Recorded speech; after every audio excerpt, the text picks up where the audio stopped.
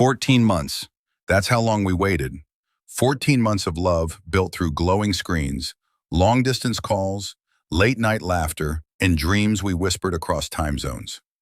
As the plane hummed beneath me, I leaned my forehead against the cold window, watching clouds float like promises.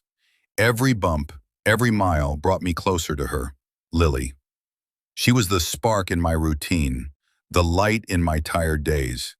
We planned everything, where we'd live, how we'd decorate our first apartment, the food trucks we'd visit first when I landed.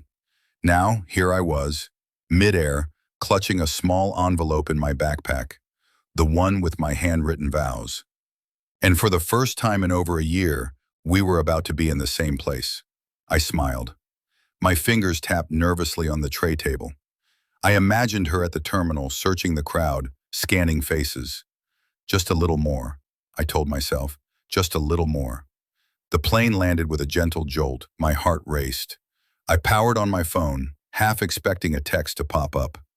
I'm here. I see you. But nothing.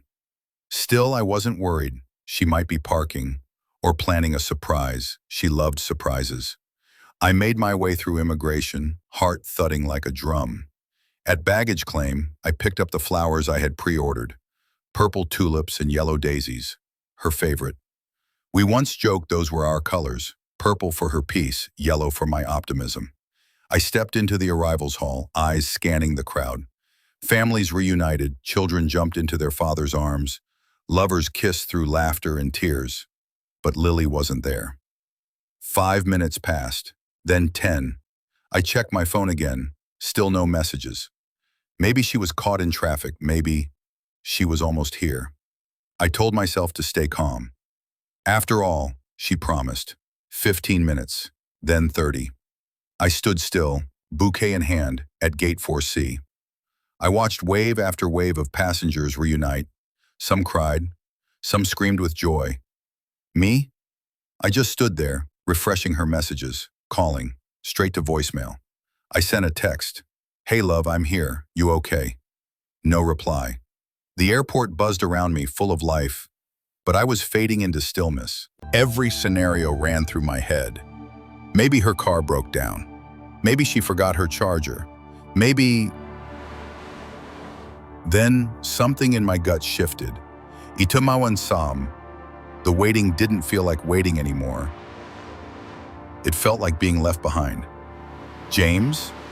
A soft voice said behind me. I turned, expecting Lily's smile, but it wasn't her. An older couple stood there. The woman had gentle eyes. The man looked uncertain. We're Lily's parents, she said quietly. To you's parents, for many individuals, neighbor at way, is some bond. It is a precious of time. Time stopped. I felt the breath leave my body. Why were they here? Where was Lily? The woman held out an envelope. It had my name written in Lily's delicate handwriting. We were in the sky. I didn't want to take it, but I did. I stared at the seal for a moment before slowly opening it. My hands shook. And then I read, James, I'm sorry, I love you, but I couldn't do it. I panicked. I thought I was ready, but I froze. My parents are there, because I couldn't be. I hope one day you'll understand. I hope you'll forgive me. We didn't talk on the way to their home. My New Year stalls in your own. The roads blurred past my window, just like my thoughts. I kept rereading the letter, hoping it would change, hoping the words would rearrange themselves into something else. But they didn't. The car was quiet, just the soft hum of tires and the occasional sigh from her mother. They didn't try to explain. They didn't need to. They brought me soup when we arrived. I held the bowl but didn't eat. I was somewhere else. Somewhere between disbelief and heartbreak. In their living room, I saw photos of her as a child. her first steps, her high school graduation, her smile, and I felt it. Grief, not for someone lost to death, but for someone I thought I knew, someone I loved. Later that evening, her mother came to me holding a worn scrapbook. "She started this when she was 9, she said, placing it in my lap. Inside were drawings, silly poems, birthday wishes. On one page, Lily had drawn her dream home, tiny windows and a purple roof. On another, a concert ticket we talked about, but never got to attend. Then, I turned the page and saw a photo of Lily at age 6, holding a purple crayon. Next to it, she had written at 12, "One day, I'll fall in love and be brave enough to follow it anywhere." That's what she wanted back then. Maybe she still did. But that night, we sat in the living room together. Her parents didn't ask me questions. They didn't say, "We're sorry." They just sat with me. Her father talked about the day she first mentioned me.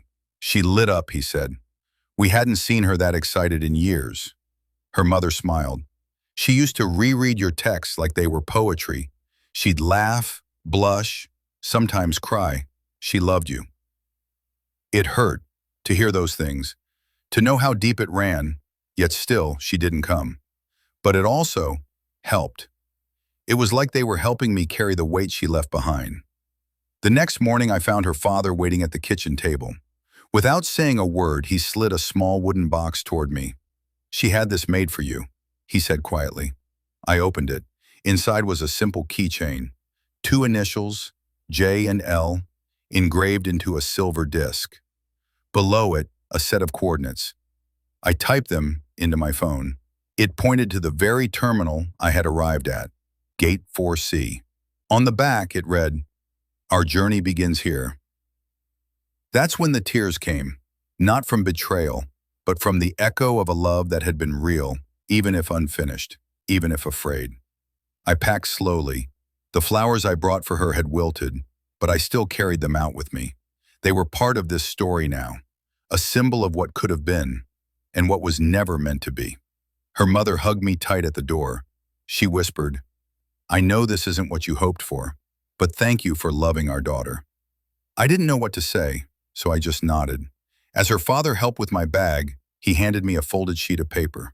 "She wrote this the night before your flight. We didn't read it. Later, on the train to the airport, I unfolded it. In her handwriting, I wanted to come, I really did, but I was scared of being enough, scared of letting you down. If you're reading this, please don't remember me for the ending. Remember me for the love." I closed my eyes and whispered, "I will." The airport looked different on the way back. Colder, quieter. I sat in the same seat I had waited in. This time, no flowers, no anticipation, just the keychain in my hand and the letter in my bag. I watched other couples reunite again, luggage rolling, laughter rising, and I didn't feel jealous. I felt calm. I had come searching for love, and I had found it, but not in the way I imagined. Not from Lily, but from the way her parents welcomed me, the way her childhood whispered her fears, the way love still reached me, even when she couldn't. As the plane lifted into the sky, I stared out the window one last time. Below me, the city shrank, the place where I came for her, and left with something entirely different. I didn't have her hand in mine. I didn't get the kiss at the gate, but I did get something real, something tender. Her parents fed me when I couldn't speak. They held space for my heartbreak. They reminded me that love doesn't always look like the dream. Lily didn't come, but her parents did, and somehow, that was the love I didn't know I needed.